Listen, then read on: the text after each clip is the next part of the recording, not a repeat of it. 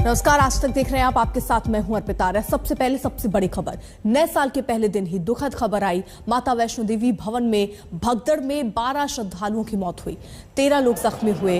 हादसा रात करीब 1 से 2 बजे के बीच हुआ। पुलिस के मुताबिक 2 श्रद्धालुओं में बहस और धक्का मुक्की के बाद यह हादसा हुआ। प्रधानमंत्री ने हादसे पर दुख जताया और घायलों के लिए हर संभव मेडिकल सुविधा का निर्देश दिया। हादसे के वक्त कुछ लोग वहां जो दर्शन करने के लिए आए थे उनको रोका गया। अब वापस से यात्रा और दर्शन बहाल हो गई। तो वैष्णो देवी हादसे पर कई सवाल भी उठने शुरू हो गए। इतनी भीड़ जुटने की आखिरकार इजाजत कैसे मिली? कोरोना को लेकर एहतियात यहाँ क्यों नहीं रखा गया? जो गाइडलाइंस है कोरोना के वो फॉलो क्यों नहीं किए गए? सोशल डिस्टेंसिंग के नियम को यहाँ पर ताक पर क्यों रखा गया? ये कई सवाल। एंट्री पॉइंट पर सुरक्षा के इंतजाम पुख्ता क्यों नहीं थे? क्यों नहीं उसी समय तय किया गया कि कितने लोगों को एंट्री देनी चाहिए? भीड़ का अनुमान तो था, तो पर्याप्त इंतजाम क्यों नहीं किए गए? पिछले 2 साल से ऐसी ही स्थिति दिख रही है। भारी तादाद में लोग जुटते हैं, तय तादाद से ज्यादा लोगों को जाने की ऐसे में इजाजत क्यों दी गई? ये कई सवाल अब इस हादसे के बाद उठ रहे हैं। हाई लेवल कमेटी का गठन भी किया गया है। सुनील जी भट्ट हमारे साथ, हमारे सहयोगी इस वक्त जुड़े हुए हैं और वो वहीं पर हैं जहां पर यह हादसा हुआ, थोड़ी दूर पे ही। सुनील, लोग आपके आजू बाजू हैं, क्या कह रहे हैं लोग? किस तरीके से यह हादसा हुआ और क्या कोई लापरवाही वो भी महसूस कर रहे हैं? वहां पर किसी भी लेवल की कोई लापरवाही हुई? जी अर्पिता, मैं सबसे पहले एक अपडेट दे दूं। जो 12 लोग जिनकी इस हादसे में दुर्भाग्यवश मौत हुई है, उनमें से 8 लोगों के नाम हमारे पास आ चुके हैं। धीरज कुमार जिसकी उम्र 26 वर्ष है, ये नौशेरा राजौरी ज़िले का रहने वाला है। इनकी इसमें जो है मृत्यु हुई है। श्वेता सिंह गाजियाबाद उत्तर प्रदेश से, विनय कुमार बदरपुर दिल्ली से, सोनू पांडे बदरपुर दिल्ली से, ममता झज्जर हरियाणा से, धर्मवीर सिंह सहारनपुर उत्तर प्रदेश से, विनीत सिंह सहारनपुर उत्तर प्रदेश से, डॉक्टर अरुण प्रताप सिंह गोरखपुर उत्तर प्रदेश से। तो जो 12 लोगों की इस हादसे में मौत हुई है, उनमें से 8 लोगों के नाम हमारे पास हैं। और अभी भी अर्पिता, अगर मैं आपको बता दूं तो आप देख सकते हैं कि समूचे क्षेत्र में यात्रियों की संख्या कितनी है।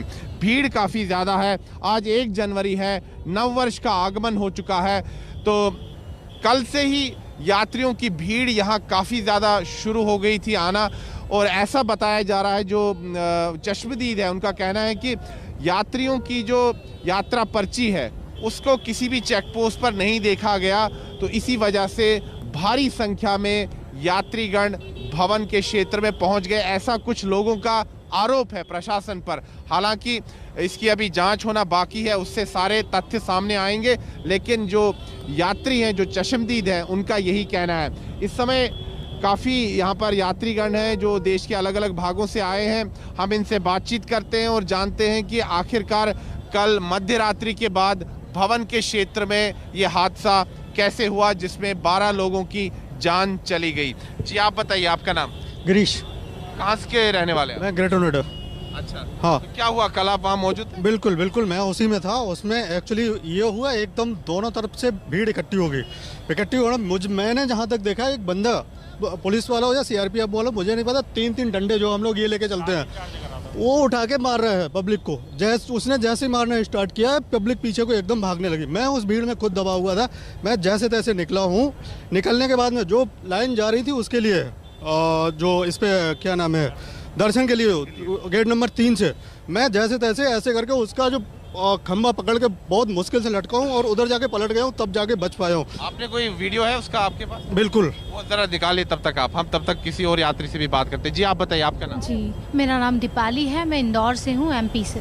अच्छा, तो क्या उस हादसा जब देर रात को हुआ वहीं? बिल्कुल, वो हादसा हमने आंखों से देखा है और बहुत ही खतरनाक हादसा है, जिसकी वजह से मैं डर गई थी और मैंने मेरे हस्बैंड को बोला अपन नीचे चलते हैं। फिर भी वो मुझे बोला कि चलो आगे चलते हैं, पर आगे जाके हमने देखा कि वहाँ बहुत अनलिमिटेड संख्या थी, जिसको संभालने वाला कोई पुलिस, कोई प्रशासन नहीं था।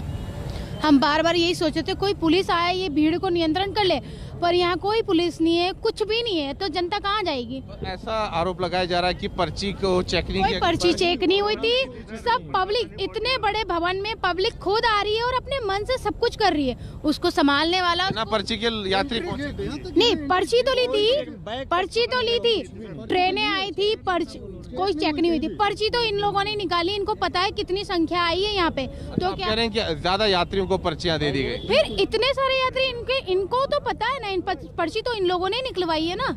जी आप बताइए, आपके पास वो वीडियो है, जरा दिखाइए क्या है वीडियो। ये रहा, ये देखिए, मैं कैमरा पर्सन से कहूंगा वो जूम इन करे। ये कल की स्थिति है, ये चश्मदीद है। ये कह रहे हैं कि बड़ी मुश्किल से इन्होंने अपनी जान बचाई। आप देख सकते हैं मेरे 2 फ्रेंड ऑलरेडी इंजर्ड है। वो इंजर्ड है 2%। बिल्कुल। क्या नाम है उनका? एक का नाम है सन्नी और दूसरे का नाम है चंदू। अच्छा, वो जख्मी है। बिल्कुल। कौन से अस्पताल में लिया गया? अस्पताल में नहीं, अभी रूम पे है वो। उनको लेके आए हम लोग, उनके कहीं दबका चोट लगी हुई है। अच्छा, हल्की चोट है। बिल्कुल, वो लेके आए हम लोग 2 अभी वो इसमें यहीं पे होटल में है। 2 बंदे, हम लोग 15 लोग आए हैं टोटल। हाँ, आप बताइए क्या कहना चाहते हैं। ये पास है, कहीं चेक नहीं हुआ। जब चेक होता है तो उसको फाड़ के अपने पास रखते हैं। कोई ऐसी कार्रवाई नहीं। तो आपका पास चेक ही नहीं हुआ कहीं भी। किसी का चेक नहीं हुआ। कोई एंट्री गेट पे कोई चेक। आप लोग जरा थोड़ा पीछे पीछे जाइए। कोविड की महामारी है, आप भी थोड़ा जरा गंभीरता दिखाइए। आप में से ज्यादातर लोगों ने मास्क भी नहीं पहना है। आप देख सकते हैं कि इस समय देश में कैसी स्थिति उत्पन्न हो रही, तीसरी लहर शुरू हो रही है और आप लोग इतना जमावड़ा कर रहे हैं, मास्क नहीं पहन रहे। बताइए। Yes sir. हाँ, तो फिर क्या हुआ जब आप यहाँ नीचे पहुँचे? नीचे मैं तो अभी पहुंचा हूँ एक्चुअली। अभी हमारे और एक फ्रेंड मेरा एक्चुअली गायब हो गया था। उसको मैं खोजते खोजते 2 बंदे वहाँ से निकले हैं, बाकी सब वहाँ बैठे हैं। वहाँ पे हॉस्पिटल में भी हम लोगों ने कांटेक्ट किया कि मेरा एक बंदा डालचंद सैनी फरीदाबाद से, वो गायब है। उसको 2 बंदे आके यहाँ सिविल हॉस्पिटल में चेक करने गए हैं, तो यहाँ पे बता रहे हैं कि यहाँ पे 12 लोग एक्सपायर हो चुके हैं। उनमें जी, कोई बंदा नहीं देखिए, है। आपके दोस्त जख्मी भी हुए हैं, घायल भी हुए हैं। आपको पता है कि कोविड की महामारी इस समय चल रही है और आप प्रोटोकॉल का पालन नहीं कर रहे हैं। मतलब आपको पता भी, आपके दोस्त जख्मी भी हुए हैं। आप लोग भीड़ बनाकर जा रहे हैं, झुंडों में जा रहे हैं। मेरा ऑलरेडी मास्क था, मेरा ऑलरेडी मास्क वहाँ पे गिर गया। मेरा एक फ्रेंड ये बैठा हुआ है, इसका ये कैप मास्क सारा गिर गया। इसको जबरदस्ती मैंने खींच के पकड़े रहा, तब जाके बड़ी मुश्किल से बचा। देखिए, मैं अपने कैमरा पर्सन से कहूंगा, नीरज से, कि वो मेरे साथ है। मैं आपको यहाँ की तस्वीरें दिखाता हूँ। देखिए, एक बेस कैंप है, दर्शनी देवड़िया, यहाँ से यात्रा प्रारंभ होती है। ठीक है, मैं रोक रही हूँ आपको। पूर्व deputy CM doctor Nirmal Singh इस वक्त हमारे साथ जुड़ चुके हैं। शायद उनसे एक बार फिर से कनेक्ट करने की कोशिश करेंगे। सुनील, आप कंटिन्यू कीजिए। जी, मैं आपको बता दूं कि ये यहाँ की स्थिति है कटरा में जो बेस कैंप है। आप देख सकते हैं कि यात्री आए हैं लेकिन कोविड का प्रोटोकॉल का पालन नहीं हो रहा। आप बताइए, आप यात्रा करने आए हैं, आपको पता है कोविड की महामारी, फिर भी मास्क के बगैर सोशल डिस्टेंसिंग का कोई पालन नहीं। और गर्मी लग रही थी, चलते हुए सांस लेने में प्रॉब्लम हो रही थी, इसलिए। नहीं, वो तो सही बात है, लेकिन आप देखिए ना भीड़ कितनी है। कल रात को हादसा भी हुआ है। हाँ जी, हादसा हुआ था, सब हमारे सामने हुआ है सब। तो फिर उसके बावजूद आप इतने, मतलब गंभीरता है ही नहीं, गंभीरता सब है सर। उसमें बस थोड़ी सांस लेने में प्रॉब्लम हो रही थी यहीं पे। देखिए, बहाने तरह तरह के बताए जा रहे हैं कि सांस लेने में दिक्कत हो रही है, लेकिन आप देखिए जमावड़ा कितना यात्रियों का। ये कटरा का बेस कैंप है। देखिए आप यात्री, देखिए आप कितने भारी भीड़ है यात्री लोगों की। आज नववर्ष का आगमन हुआ है, इसको लेकर जो देश भर से श्रद्धालु हैं वो यहाँ आए हैं माता वैष्णो देवी की यात्रा के लिए, लेकिन कोविड के प्रोटोकॉल का पालन नहीं हो रहा है। जो दिशा निर्देश है उनकी धज्जियां उड़ रही है। भारी संख्या में भीड़ आई है और कल एक दर्दनाक हादसा भी देर रात को होता है मध्यरात्रि के बाद, जिसमें 12 लोग अपनी जान से हाथ धो बैठते हैं और 13 लोग अभी भी जो है जिंदगी और मौत से अस्पताल में लड़ रहे हैं। ये देखिए भीड़, यहाँ पर प्रशासन को भी काफी मशक्कत करनी पड़ रही है। आप देखिए भीड़ का जमावड़ा कितना है। कुछ इनमें से यात्री रहिए आप साथ। अब से थोड़ी देर पहले ही केंद्रीय मंत्री जितेंद्र सिंह से हमने खास बातचीत की थी, सुनिए क्या कहा था उन्होंने। केंद्रीय मंत्री जितेंद्र सिंह भी इस वक्त हमारे साथ जुड़ चुके हैं। जितेंद्र सिंह जी, क्या जानकारी आप तक पहुंची है, कैसे घटना हुई, फिलहाल घायलों की स्थिति कैसी है, घायल कितने लोग हुए हैं और कितने लोगों की मौत की पुष्टि अभी तक हुई है? घायलों का जहां तक संबंध है, लगभग 12-13 लोग इंजर्ड हैं जिनको बेसमेंट हॉस्पिटल है कटरा में, वहां पहुंचा दिया गया है। जी। प्रधानमंत्री श्री नरेंद्र मोदी स्वयं संपर्क बनाए हुए हैं, तमाम अधिकारियों के साथ बात कर रहे हैं, प्रशासन के लोगों के साथ भी, पुलिस कर्मियों के साथ भी, लेफ्टिनेंट गवर्नर के साथ भी। हम भी उनको हर प्रकार से संपर्क में हैं उनके साथ। 2 इंजर्ड जो हैं उनमें थोड़ी सी, बाकियों को तो सामान्य चोटें हैं, थोड़ी सी ज्यादा लगी है, लेकिन हम देख रहे हैं कि अगर आवश्यकता हुई उनको बाहर शिफ्ट करने की तो उसकी भी व्यवस्था की जाएगी उसी की अनुकूलता से। अभी लेकिन कहा जा रहा है कि यहीं पर इलाज संभव हो जाएगा। बाकी जो 12 मौतें हुई उसकी कोई भरपाई तो की नहीं जा सकती, हालांकि एक्सग्रेशिया कॉम्पनसेशन की घोषणा यूटी प्रशासन की ओर से भी की गई है, केंद्र की ओर से भी पूरी तरह का सहायता दी जा रही है। और ये दुखद समाचार है, कुछ एक सालों से एक नया ट्रेंड आया है कि न्यू ईयर ईव पर रश बहुत ज्यादा होने लगा। तो कई बार वहाँ का जो प्रशासन है वो they are also taken by surprise. मेरी बात हो रही थी chief executive officer Ramesh Kumar हैं जो श्राइन ट्रस्ट के। पहले अक्सर अपेक्षा रहती थी कि त्योहारों के दिन ज्यादा रश हुआ करता था, भले ही नवरात्रि हो, भले ही संक्रांत हो, मकर संक्रांत हो या दीपावली हो, विजयदशमी। अब जो नई पीढ़ी है इसमें न्यू ईयर की भी एक प्रेफर्ड डेट रहती है जी। तो शायद ये अनुमान से अधिक रश होने की वजह से, और कुछ ये घटना भी उसी समय प्रारंभ हुई। कुछ एक नौजवान खड़े थे गेट नंबर 3 पर, उनमें आपस में चर्चा हो रही थी, कहा तो नहीं जा सकता कि बहस की क्या था। बहरहाल उसी बातचीत में उनके किसी को एक को धक्का लगा या लगाया गया ये भी मालूम नहीं। तो भीड़ इतनी थी कि one thing led to the other, दूसरों को लगा, और वो पैरिंग में सब घबराहट में भागने लग गए इधर उधर के, ना मालूम क्या हुआ है। सर क्या जानकारी, कितने बजे ये घटना घटी? ये लगभग 2 और 2:30 बजे के बीच का समय था सुबह जी। और नया साल था तो लोग बाग भी अपने अपने नया साल कोई मना रहा था, लेकिन वहाँ रश काफी था ये सुबह के दर्शन के लिए और आरती के लिए। जी सर, कुछ और अगर जानकारी, क्योंकि ये गेट नंबर 3 की जो स्थिति आप बता रहे हैं, तो क्या कोई ऐसा गाइडलाइंस भी थी कोरोना की स्थिति को देखते हुए जो प्रोटोकॉल फॉलो कर? मुझे लग रहा है गाइडलाइंस तो थी जी, इनफैक्ट नंबर भी निर्धारित किया हुआ है ट्रस्ट ने, लेकिन मुझे लगता है कि कुछ इस तरह से वो आउट ऑफ कंट्रोल चले गए। लोग बाग श्रद्धालु केवल मानते भी नहीं है तो इस, और खासतौर युवा लोग, और ये घटनाक्रम भी युवाओं के उस स्थल से हुआ, वो गेट नंबर 3 पर जब खड़े थे। लेकिन बहरहाल एक बहुत ही दुखद समाचार नववर्ष के अवसर पर। तो कुल मिलाकर अब देखिए हाई लेवल कमेटी भी बनाई गई है जो आगे जांच भी करने वाली है, लेकिन इस बीच खबर तो यही है कि 12 लोगों की मौत हुई है और 13 लोग घायल बताए जा रहे हैं। कुछ की हालत गंभीर है, अस्पताल में उनको भर्ती कराया गया है। अगर ज़रूरत पड़ी तो कहीं और रेफर भी किया जा सकता है।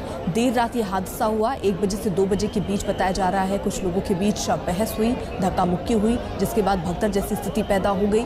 राहत और बचाव का काम वहाँ पर तेज़ी से किया गया। जो लोग घायल थे उन्हें तुरंत अस्पताल पहुँचाया गया। प्रधानमंत्री नरेंद्र मोदी ने भी इस पूरे मामले पर दुख जताया है। मुआवजे का ऐलान भी किया गया है। घायलों को 50,000 रुपये मुआवजा दिया जाएगा। वहीं जो लोग जिनकी मृत्यु हुई है उनको 2 लाख रुपए मुआवजे की बात कही गई है। फिलहाल जो ये यात्रा है उसको फिर से शुरू कर दिया गया है। जो यात्रीगण वहाँ पर मौजूद थे, श्रद्धालु मौजूद थे, वो अब दर्शन के लिए पहुँच रहे हैं। तो वैष्णो देवी में ये भगदड़ मची। रात 1 बजे से 2 बजे के बीच ये हादसा हुआ। 12 लोगों की मौत की खबर सामने आई।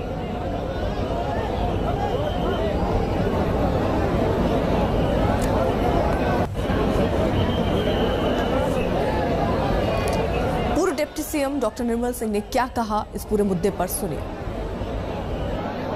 दुख की बात है कि माता वैष्णो देवी भवन में जो श्रद्धालु नए साल की पूर्व संध्या के ऊपर अपना माथा टेकने आए थे, वहाँ भगदड़ मचने से 12 लोग जो हैं उनकी डेथ हो गई है और लगभग 20-22 के लगभग जो जख्मी हुए हैं। मैं जो जिनकी डेथ हुई है उनके लिए मैं श्रद्धांजलि भेंट करता हूं और जो जख्मी हैं वो जल्दी ठीक हो जाएं और अपने घर को चले जाएं, ऐसी मेरी भगवान से प्रार्थना है, माता वैष्णो देवी से प्रार्थना है, क्योंकि नए साल की पूर्व संध्या के ऊपर जिस तरीके से वहाँ पर बहुत संख्या में श्रद्धालु पहुँच गए थे, और क्योंकि हर किसी की इच्छा होती है कि माता का मैं आशीर्वाद लूँ, मेरी मनोकामना पूरी हो, सुख शांति हो, लेकिन बदकिस्मती से जब सब कुछ हुआ है, संतोष की बात है कि जो सरकार ने जिस प्रकार से वहाँ की व्यवस्था ने इमीडिएटली जो कार्रवाई की है, जिसके कारण जो इंजर्ड हैं उनको अस्पताल पहुंचाया गया है, और जानकारी के मुताबिक कुछ लोग तो उनको डिस्चार्ज कर दिया गया है। यात्रा रेगुलेट हो गई है और माता के दर्शन लोग कर रहे हैं। हमारे संवाददाता कमलजीत संधू ने बात की जम्मू कश्मीर के डीजीपी दिलबाग सिंह से। माता वैष्णो देवी श्राइन में एक भगदड़ का इंसिडेंट सामने आया है। हमारे साथ इस वक्त है जम्मू कश्मीर पुलिस के डीजीपी दिलबाग सिंह। सर, नए साल में इस तरह की घटना होना, आप बताएंगे कि क्या हुआ वहाँ पे असल में, और कितने लोग घायल हैं और कितने लोगों की डेथ हो चुकी है? बहुत अफसोसनाक वाक़ा है। और रात को 2:30 बजे के करीब गेट नंबर 3 जहाँ से आगे माता के दरबार के दर्शन लिए जाते हैं, वहाँ पर ये वाक़ा पेश आया। जो इनिशियल सुनने में आ रहा था कि कई लाइन में नौजवान बच्चे थे, उन्होंने किसी दूसरे को पुश किया थोड़ा सा, उसमें बाकी लोग भी थोड़ा सा उसमें धक्के मुक्की के माहौल में आगे पीछे हुए, और जिसमें थोड़ा सा भगदड़ का माहौल हो गया। इसलिए स्लोपी एरिया है क्लॉक रूम पास में, जहाँ सामान वगैरह रखते हैं लोग दर्शन करने के जाने से पहले, वहाँ भगदड़ के दौरान काफी लोग जख्मी हुए। वहाँ पुलिस, सीआरपी, हमारे जो श्राइन बोर्ड की सिक्योरिटी के लोग हैं वो तैनात थे। उन्होंने इमीडिएटली इवैक्यूएशन रेस्क्यू का काम शुरू किया और इंजर्ड लोगों को नीचे कटरा में हॉस्पिटल में पहुंचाया गया। सर, इसमें अपने आप में एक डिफिकल्टी है, क्योंकि एक टेरेन है जो कि एक पगडंडी की तरह ऊपर जाता है, कई लोग घोड़े पे जाते हैं, तो वहां से हॉस्पिटल में पहुंचाने में किस तरह की दिक्कत हुई है? अब लोगों को ऑर्गेनाइज, हमने हमेशा देखा है कि ऑर्गेनाइज तरीके से यात्रा होती है, तो ये कैसे हो गया इंसिडेंट? सर, लोग बड़े ही डिसिप्लिन में, क्योंकि श्रद्धा के साथ वहां जाते हैं, कभी ऐसा वाक़ा होता नहीं है सब दूसरे के साथ खड़े होते हैं।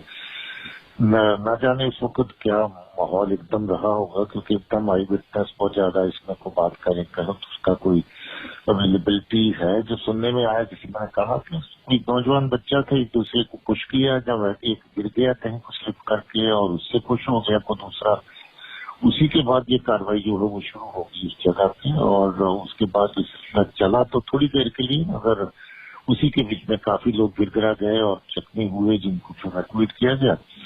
ऐसा कभी पहले हुआ नहीं है। बहुत बड़ी बड़ी तादाद में आते हैं लोग यात्रा में, नवरात्रों में तो बहुत ही ज्यादा लोग आते हैं।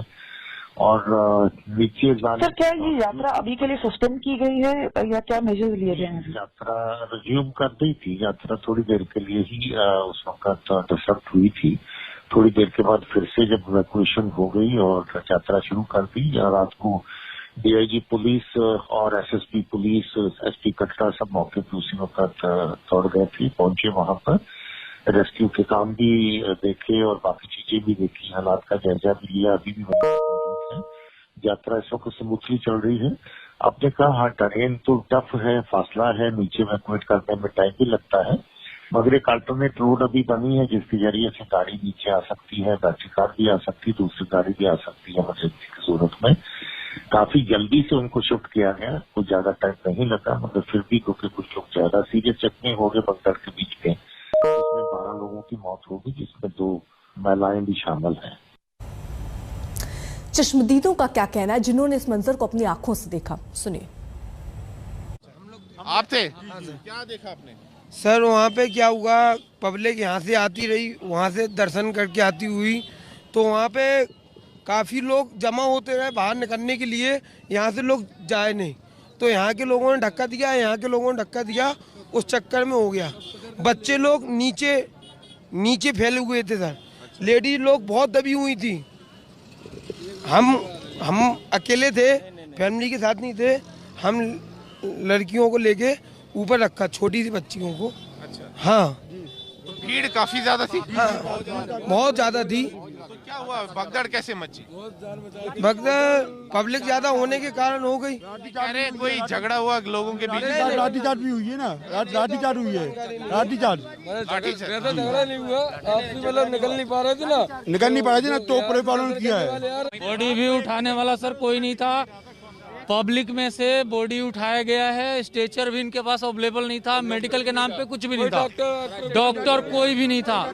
मैं मंदिर परिसर में था। जान बचाई जा सकती थी लेकिन उस वक्त कुछ फैसिलिटी नहीं थी, तो क्या करते, इतना चलता है, कोई है ही नहीं, फैसिलिटी नहीं है यहाँ पे। आप मुझे बताइए, प्रशासन पर तो आप आरोप लगा रहे हैं, वो तो ठीक है, वो जांच का विषय है, लेकिन आप लोगों को भी कोविड के प्रोटोकॉल का ध्यान रखना चाहिए। हम एक पर्ची लेते हैं, यात्रा पर्ची, कौन देता है हमें? प्रशासन देता है, यहाँ का मैनेजमेंट देता है। कहा जा रहा है कई लोग पर्ची के बगैर। नहीं, ये गलत बात है। पर्ची चेक ही नहीं करी गई वहाँ पे, पर्ची चेक ही नहीं करी, ये तो प्रशासन की गलत है। पर्ची है, इनको चेक करेंगे, हमारे पास सबके पास है, ई टिकट है, ये तो गलत है। ये सारा जनता पे जो लगाया जा रहा है, ये गलती मैनेजमेंट की है। स्कैन भी नहीं हुआ, चेक भी नहीं हुआ, स्कैन भी नहीं हुआ, पर्ची चेक भी नहीं हुआ, और सीधा कईयों के तो मोबाइल अंदर चले गए, यहाँ पुलिस वालों तक नहीं चेक किया किसी ने। सुनील जी भट्ट हमारे साथ, हमारे सहयोगी इस वक्त जुड़े हुए हैं, जिन्होंने वहां पर चश्मदीदों से बात की, क्या कह रहे थे वो हमने सुना। सुनील जी भट्ट, कुछ और लोग भी आपके साथ हैं, उनसे भी बात कीजिए, क्या मंजर रहा, क्योंकि अलग अलग बातें आ रही हैं। कहा जा रहा है कि जो पर्ची थी वो चेक करने वाले कोई नहीं थे, कोई भी लोग बिना पर्ची के अंदर दाखिल हो रहे थे, जो इंतजाम वहां पर होने चाहिए मेडिकल के, वो मेडिकल के इंतजाम नहीं थे। और लोगों से पूछिए क्या कह रहे हैं वो।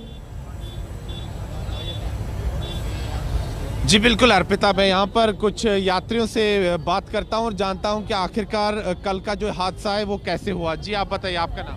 जी मेरा नाम नरेश है, मैं हरियाणा से करनाल से हूँ। मैं उस टाइम वहीं पे था जब ढलान थी, ढलान से धक्का आया, धक्के की वजह से जो श्रद्धालु थे वो नीचे ज़मीन पे धंस गए। जो 20-25 आदमी थे वो वहीं पे बेहोश हो गए। वहाँ पे इनके पास कोई सुविधा नहीं थी, कोई एम्बुलेंस नहीं थी। आपने कैसे अपनी जान बचाई?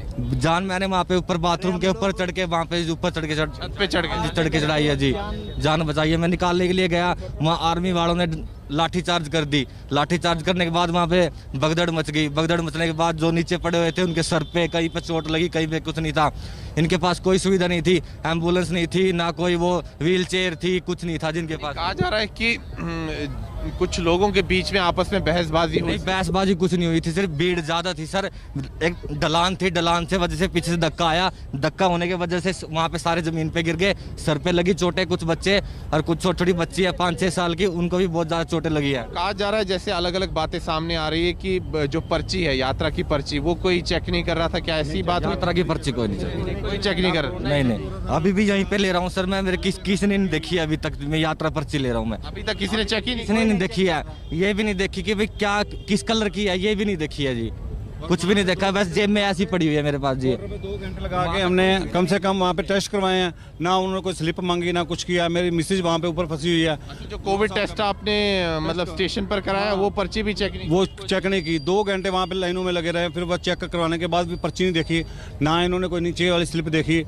और मेरी मिसेज ऊपर अभी तक फंसी हुई, ना वो नीचे आई ना फंसी है अभी। हाँ जी। क्या नाम है आपका? संदीप कुमार। कहाँ से आया? अमृतसर से। अच्छा, आपकी मिसेज अभी ऊपर ही फंसी हैं? तो कुछ पता किया आपने, किसी से बातचीत हुई? मैंने लॉसमेंट करवाई है, यहाँ भी आदकोरी में भी करवाई थी ऊपर। अभी तक कुछ आता पता नहीं? फोन पर कांटेक्ट किया आपने अपनी पत्नी? फोन बंद है ना दोनों। अच्छा, संपर्क नहीं हो पा रहे? तो कौन कौन आया था आपके साथ? मेरा बेटा आया था, तो मेरी मिसेज थी। इसका अभी तक कुछ पता नहीं? आपने कुछ प्रशासन से संपर्क किया? अभी मैं ऊपर जा रहा था ना, बाकी प्रशासन का बहुत बुरा हाल है वहाँ पे। 1.5 लाख बंदा वहाँ पे कम से कम, इनको कम 10 बंदे नहीं थे वहाँ पे प्रशासन। मतलब नियंत्रण में कुछ लाने के लिए कोई स्टाफ नहीं? बुरा होता, बहुत बुरा। वो भी कम से कम इनको प्रशासन को पहले चाहिए था, कम से कम जब 1.5 लाख वहाँ पे बंदा आ रहा है। संदीप कुमार। तो अर्पिता, आप देख सकते हैं संदीप कुमार हैं, ये अमृतसर से आए हैं और इनके साथ इनकी पत्नी भी आई थी और अभी तक इनको अपनी पत्नी का जो है अभी अता पता नहीं है। ये कह रहे हैं कि वो अभी ऊपरी भवन के क्षेत्र में, अभी तक इनको उनकी कोई जानकारी नहीं है। प्रशासन से भी इन्होंने संपर्क किया है। ये कह रहे हैं कि इनके बेटे भी थे साथ में, वो सुरक्षित हैं? जब मैं मत्था टेकने गए थे ना, हम लाइन में लगे थे, तो उनको बाहर बिठा के थे हम कि बैग वगैरह दे के, छोटा बेटा था मेरा, उनको बिठा के हम लाइन में लगे। अंदर से जब मत्था टेक के वापस आए तो वहाँ पे ऐसे लाशें बच्चे जो भी थे जा रहे थे, तो हमने दवा देखा कि वहाँ पे मेरी मिसेज कहाँ है, वहाँ वो कहते हमने उठा दिया, उधर भेज दिया, उधर भेज दिया, ऊपर भेज दिया। फिर 4 घंटे मैं वहाँ पे ढूंढता रहा उनको, अभी तक कुछ पता मेरे को वहाँ पे कहीं नहीं मिला। पत्नी के साथ बेटा उन्हीं के साथ? हाँ जी। उसका भी आता पता नहीं, 9 साल का बेटा है मेरा। क्या नाम है उसका? मानव रामपाल। मानव रामपाल, हाँ जी। उसका भी कोई आता पता नहीं? नहीं सर। तो कोई फोन पर आपने कोशिश की थी बात करने? मैंने अपने घर पे फ़ोन किए हैं अभी, मतलब कि अपने भाभी को, अपने जो भी रिलेटिव हैं उनको फ़ोन करके बताया कि वहाँ पे आपको कॉल तो नहीं आई गई ऊपर से पीछे से की हो आपको कि मैं यहाँ पे हूँ या कैसे है? वो कहते अभी तक कोई कॉल नहीं आई। देख सकते हैं इसमें अभी नई बात सामने आ रही है कि कुछ लोगों के परिजन लापता हैं। जैसे कि ये सज्जन है, अमृतसर से आए हैं, दर्शनों के लिए आए थे और इनका कहना है कि इनको अभी अपनी पत्नी और उनके बेटे का अभी कुछ अता पता नहीं है। वो शायद भी भगदड़ जब मची थी तो कहाँ चले गए अभी उसके बारे में जानकारी नहीं है। अब इन्होंने प्रशासन से भी संपर्क किया है, तो प्रशासन ने कोई आश्वासन दिया आपको कुछ? अभी मैंने अलॉटमेंट करवाई है, मैं बस सिर्फ ऊपर जाने वाला हूँ। अब मैं उससे बात करने जा रहा हूँ, जो नहीं होगा तो फिर मैं जहाँ पे होटल पे, जहाँ पे हमने होटल लिया था वहाँ पे देखने जा रहा हूँ। उसके बाद मैं ऊपर जाना पड़ेगा मेरे को दोबारा फिर। तो आप देख सकते हैं कि कितना एक मानवीय संकट भी है, क्योंकि ये जो यात्रा है 14 किलोमीटर लंबी यात्रा है। ये जो पूरा यात्रा मार्ग आप देख रहे हैं 14 किलोमीटर लंबा यात्रा मार्ग है और वहाँ त्रिकूट पर्वत पर माँ वैष्णो देवी का दरबार है। तो ये जो सज्जन है जो अमृतसर से आए हैं, इनके लिए काफ़ी इस समय मुश्किल समय है, क्योंकि इस पूरे यात्रा ट्रैक पर अब इनको अपनी पत्नी और बेटे को ढूंढना पड़ेगा। प्रशासन से इन्होंने संपर्क किया है। इन्होंने यहाँ पर कई स्थानों पर घोषणाएं भी प्रशासन ने की है कि अगर इनकी पत्नी और बेटा कहीं है तो वो इनसे मिले, लेकिन अब तक दुर्भाग्य से इनको कोई संपर्क उनके साथ स्थापित नहीं हो पाया है। ऐसे चश्मदीद तो ये बात भी चश्मदीद बता रहे थे कि इससे पहले भी धक्का मुक्की हुई, लेकिन वो बवाल फिर थम गया, उसके बाद दोबारा से बवाल बढ़ा। क्या जो आपके साथ लोग मौजूद हैं वो भी इसी बात को दोहरा रहे हैं? जी बिल्कुल, मैं ये प्रश्न इन्हीं से पूछूंगा। ऐसे कह रहे हैं कि कुछ लोग वहां आए थे, उन्होंने बहसबाजी की थी, फिर बवाल हुआ था, फिर नियंत्रण में हो गया था फिर मसला, लेकिन दोबारा फिर भगदड़। उस टाइम मैं तो आपको बोला ना कि मैं तो मत्था टेकने गया था अंदर से। जब मैं बाहर आया था ना, जैसे हम बाहर आए तो वो कहते साइड में हो जाओ, साइड में हो जाओ, साइड में हो जाओ। जैसे हम साइड में हुए तो देखा कि वो बंदे उठा के लेके जा रहे हैं, कोई औरत को उठा के ले जा रहा है, कोई बंदे को उठा के लेके जा रहे हैं, किसी के मुंह पे चोट लगी है। बाद में मैंने कुछ देखा भी है कि एम्बुलेंस में बंदे के ऊपर वाइट कपड़ा डाला हुआ है, तो वो एम्बुलेंस से बाहर जा रही है। तो मेरे को डेड बॉडियों में भी देखा डेड बॉडी भी गई, काफी सारी थी बहसबाजी। हम लोग लाइन, क्या नाम है आपका? नमन मिश्रा, प्रयागराज से। क्या हुआ था वहाँ पे? हम लोग लाइन में लगे थे तो मतलब पीछे से काफ़ी सारी भीड़ आ रही थी, वहाँ पे बहुत पब्लिक थी, हम लोग भी लाइन में ही लगे थे, 2 लाख से भी ज़्यादा पब्लिक थी। तो मतलब क्या हुआ कि जैसे लाइन में लगी थी तो सब आपस में ठेला ठेली कर रहे थे, तो उसकी वजह से प्रशासन भी थी, प्रशासन भी उधर से ठेल रही है और इधर से इधर भी ठेला ठेली हो रही, तो उसकी वजह से लोग मतलब आपस में वो हो गए, एग्रेसिव हो गए, तो इधर उधर धक्का मुक्की। यात्रा पर्ची चेक हो रही थी कहीं पर? हम लोग ऑनलाइन कराए थे यात्रा पर्ची, कुछ भी यहाँ नहीं चेक। सुनील जरा रहिए, इस पर आगे भी चर्चा